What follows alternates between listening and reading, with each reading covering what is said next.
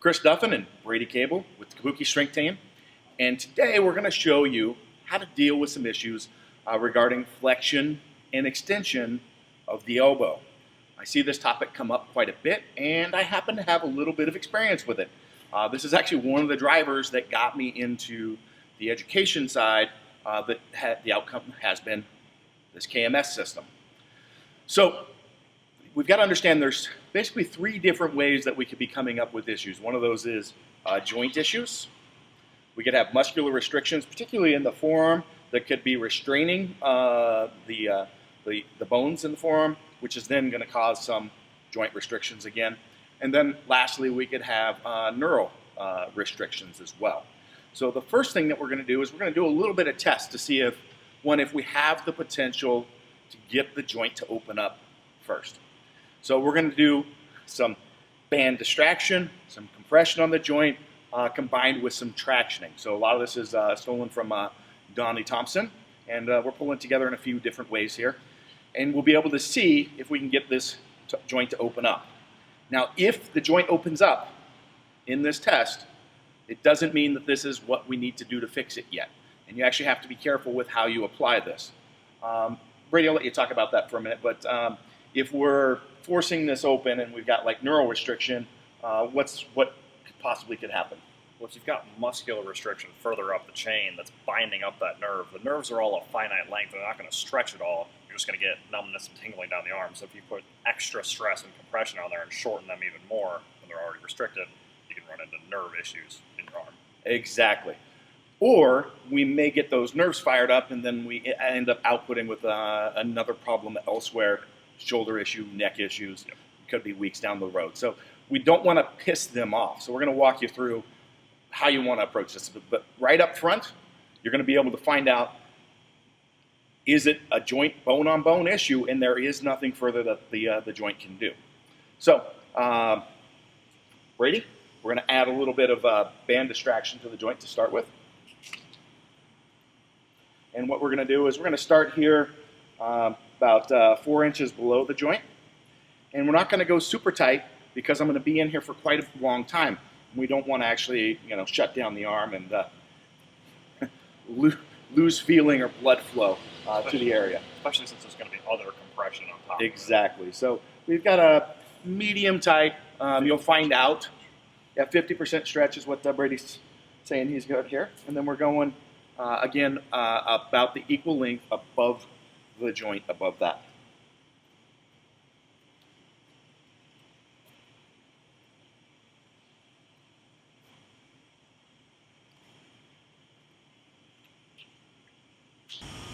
So Brady's going to put this geisha roller. You can purchase this on Kabuki Strength. You don't necessarily need to have this. When I'm doing this at home, I'll just grab a kettlebell and I'll put it right here in the joint and hold it. It's just a little bit easier because I don't have anything to kind of hold while we do this. So go ahead and slap this up here. And I've got this little block here so that it's not sitting at an angle and hurting. If you're doing a kettlebell, you wouldn't need to do that.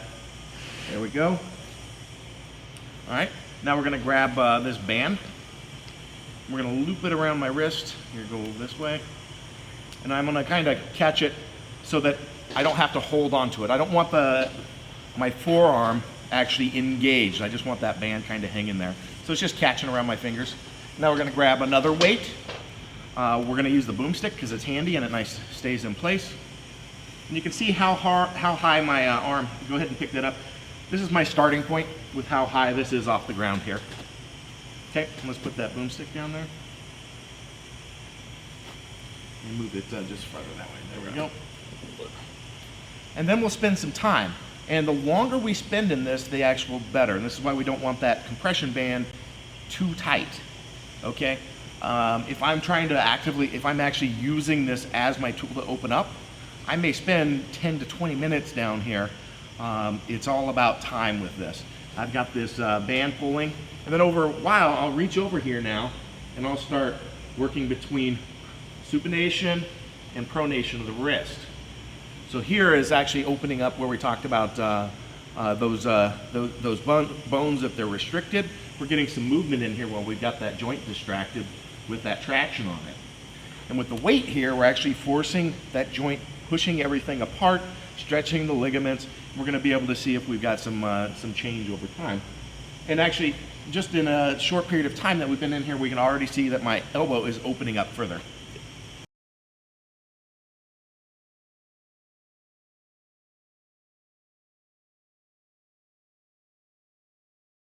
So this is after about 5 minutes, and we can see that my arm has almost got full extension now. I could use, if I found that the restriction was in my forearms, I could roll the geisha roller through here. A little better result is going to be using the vice technique with the AccuMobility balls and the boomstick to treat the forearm if that's where your restrictions are. Those videos you can find indexed on the KMS site, either under boomstick or vice technique. You can find those either way, or you can search by forearm or elbow, and you would be able to find those. So again, remember that this is a test. We may have issues if we get aggressive with doing this too much, but it shows that not everything is related to the joint to allow me to open up. So we've done our testing and determined I do have more extension. Again, it could be restriction of the muscles here, which we could manually treat those muscles, and if that opens up, supination and pronation, and if you're actually restricted in either of those directions, that's a good place to check right away. The next, though, is we're going to look at neural tension. So we're going to start working the fascia as it comes up through the pec. So Brady, you want to talk about what you're going to do here? So something we've been doing with Chris a lot is working on this pec to free everything up downstream of that. And we found that the pain pill works really well to catch a lot of it all at once. You can use the boomstick as well, but the pain pill would be less spots that we have to treat. Yes, exactly. Just want to feel around, catch at the end of pec minor, sum of pec major. From there, Chris will let me know when it feels like it's about enough pressure. And that's good. Okay. So we've done a couple different things. We've had him go through shoulder extension and sort of a mock bench press technique, which works really well.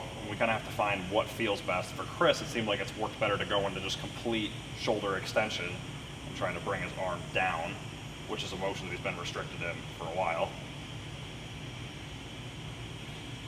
And you'll see as he goes through, he just kind of comes and touches end range, and then he'll come back off tension, and then work back through that range again.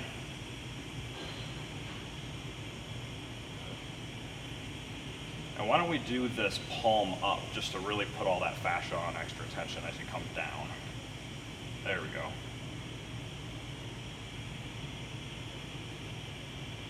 And you might be able to take a little bit more pressure as things loosen up. We do this for a little while. And this improving the extension of the shoulder can lead to better downstream elbow extension as well, and just the whole system being healthier.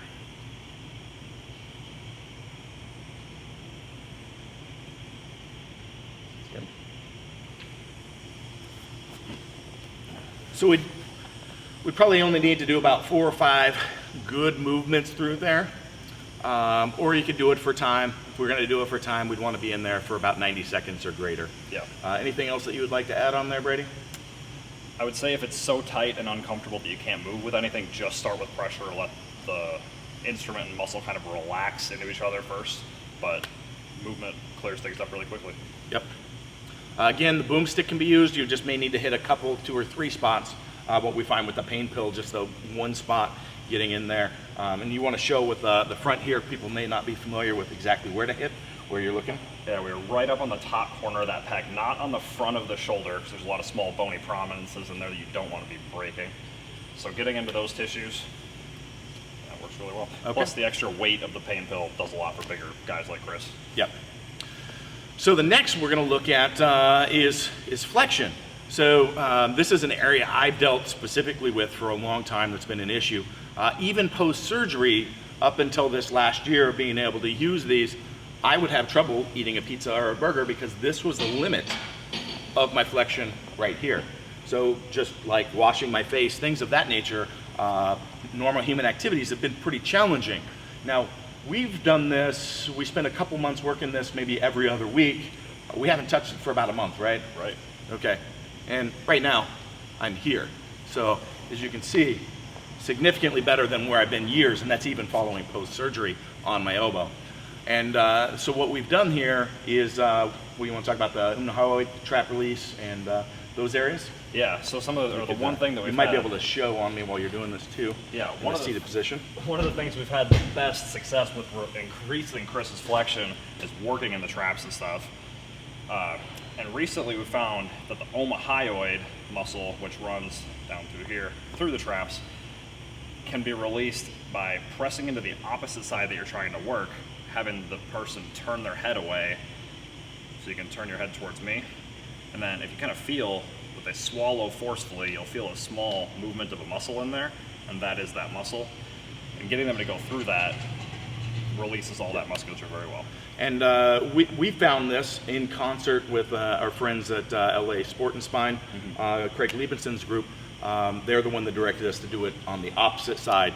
We've been doing it on both sides, so we didn't. We were realizing the results, but not realizing which side was doing which. Yeah. So I will sit here. So Brady just put a AccuBall number 2 under my trap, and he's going to use the vice technique here. Yeah, when we do that, we kind of aim for going right off that inside corner of the shoulder blade. So then from there, if we can kind of pin that, I'm going to look away. The boomstick, he's going to look the other way. And before I actually go in, can you push your head back to neutral and just swallow? So I can feel exactly where that muscle runs and I know where I need to go. And we'll press in directly on top of it with the boomstick. If you're getting lightheaded at all or feeling any tingling sensations, you definitely want to tell them not to press in there at that point, because they're either hitting the artery or some of the nerves that we don't want to. Yep, so then Chris will turn his head away and just do a forceful swallow a couple times.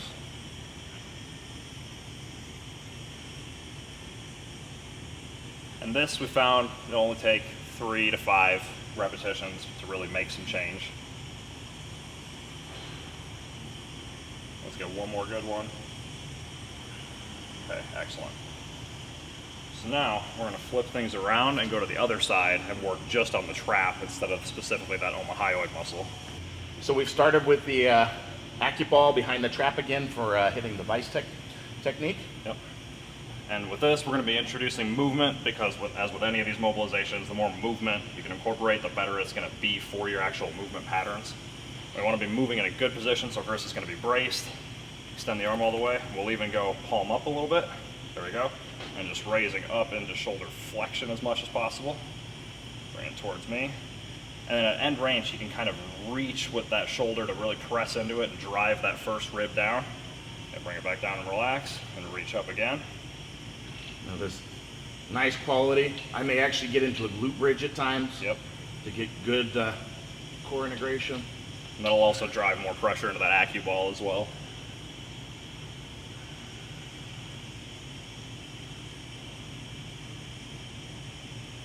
I think this is by far probably one of the best trap releases that I've ever come across. It can be very hard to get into the front of that.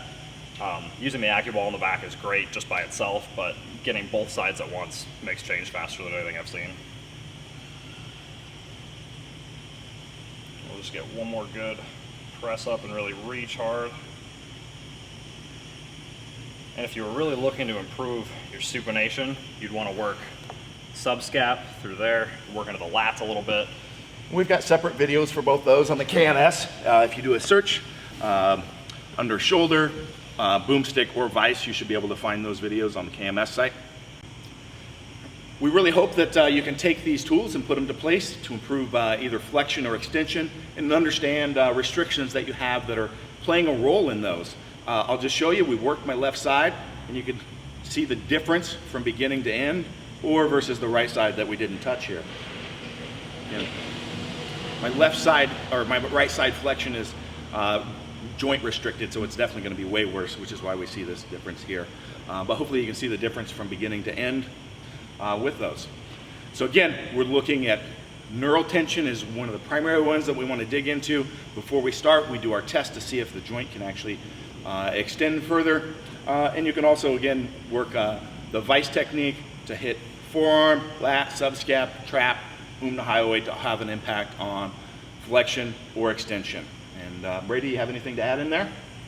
I'll just say, and the more consistently that you do this work, the better it will get as well. I mean, while we were doing this consistently, Chris was able to get all the way behind his head with that hand. His flexion had been improved that much.